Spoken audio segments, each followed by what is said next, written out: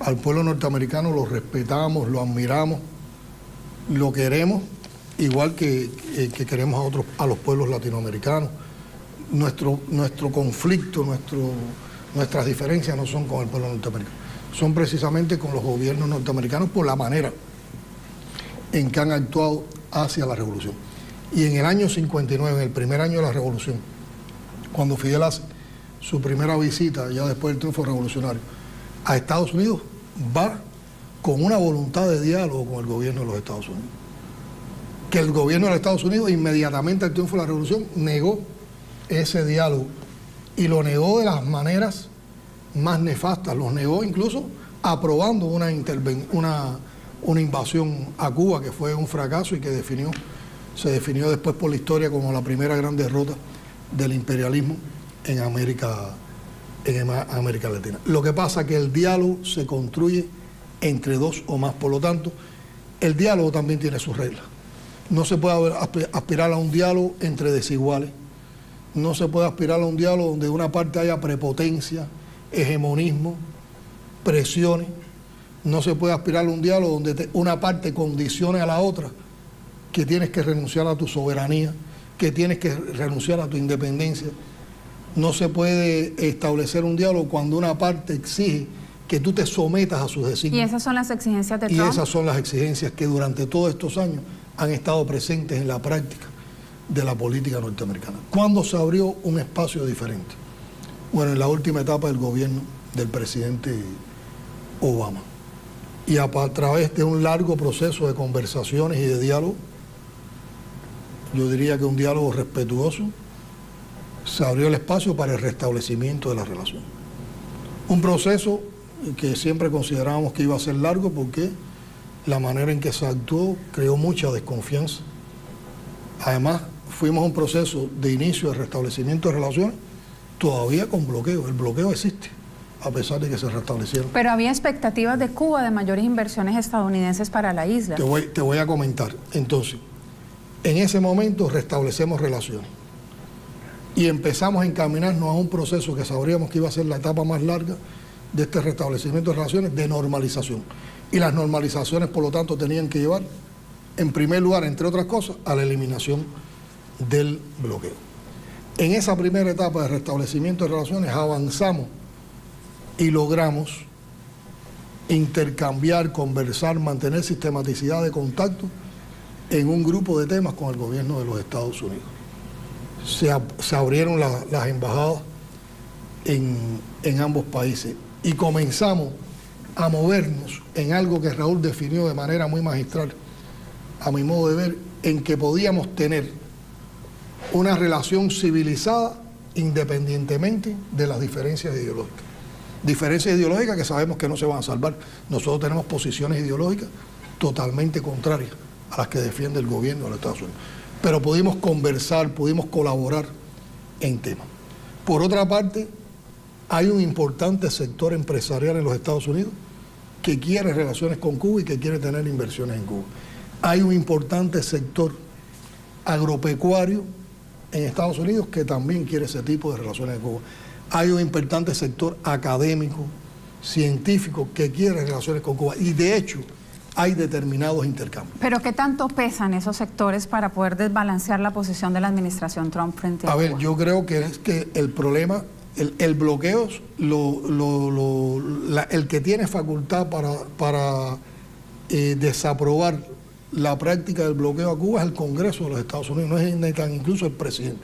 Claro, Obama tenía una posición mucho más abierta y mucho más reconciliadora hacia ese tema que el presidente actual de los Estados Unidos. ¿Qué ha hecho el presidente actual de los Estados Unidos cuando íbamos avanzando en esa relación?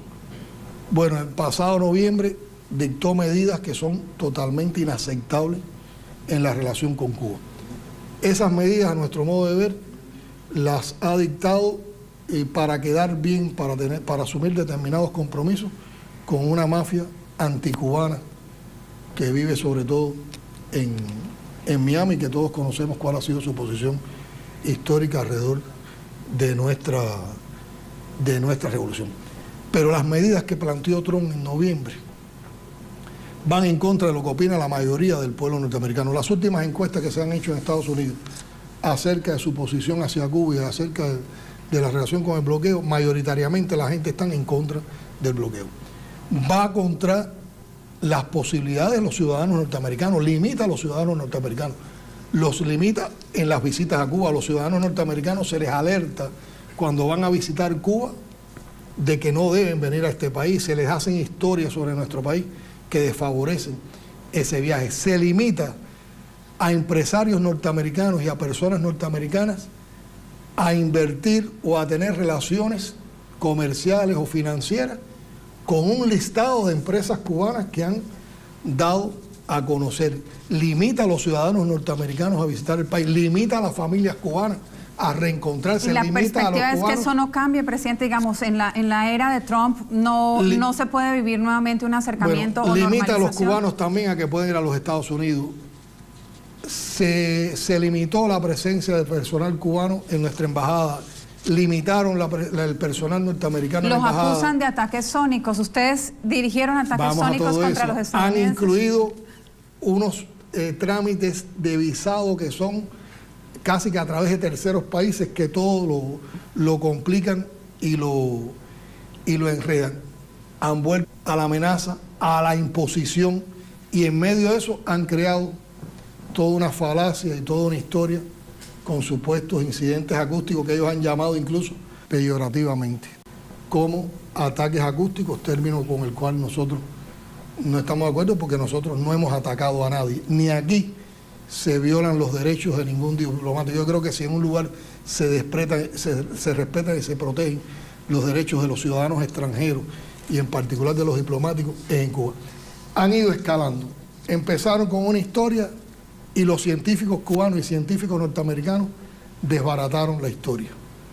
¿Su gobierno pidió ayuda a los rusos para atacar a los diplomáticos estadounidenses? Eso es imposible. Nosotros tenemos mucha ética para pedir a alguien que ataque a otro. Nosotros no partimos de una expresión de ataque. Nosotros, sobre todo, nos defendemos de ataques. A nosotros sí nos han atacado mucho.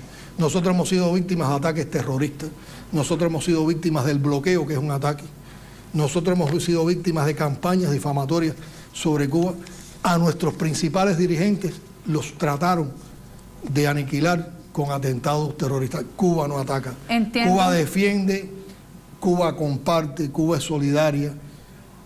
Cuba tiene una vocación por contribuir a que un mundo mejor sea posible.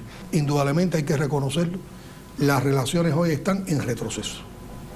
Mantenemos canales de diálogo todavía, y nuestra posición ¿cuál es? Y yo creo que esto es muy interesante.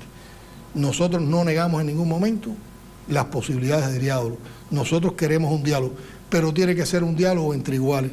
Tiene que ser un diálogo en que se nos respete, y tiene que ser un diálogo donde no se nos condicione nuestra soberanía, nuestra independencia, ni nuestras relaciones con los países amigos del mundo, porque nosotros no aceptamos imposiciones, y nosotros no estamos dispuestos a hacer ninguna concesión de principios, y mucho menos en las relaciones con los Estados Unidos. Su perspectiva entonces es que no va a haber comunicación directa con Donald Trump. Si se mantienen esta aberrante actitud del gobierno de los Estados Unidos hacia Cuba, no hay diálogo, porque además el diálogo hay que verlo de ambas partes. Había que preguntarle a ellos si quieren mantener ese diálogo con nosotros, había que preguntarle al presidente de los Estados Unidos si quiere dialogar con Cuba, y si quiere dialogar con Cuba no puede ser desde una posición prepotente.